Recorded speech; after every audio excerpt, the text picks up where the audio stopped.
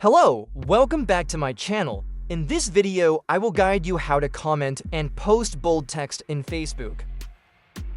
See, in my post, there are both bold and italic fonts. This will make your posts, comments look more beautiful and cool.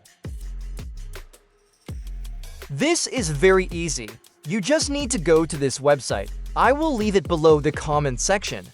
Write what you want to bold here. It will convert for you, then just copy this text and use it to post or comment on Facebook.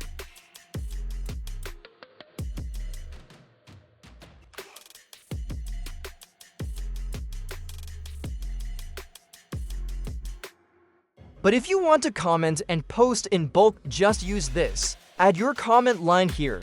Set the parameters, click start, and it will do the rest for you in bulk and automatically.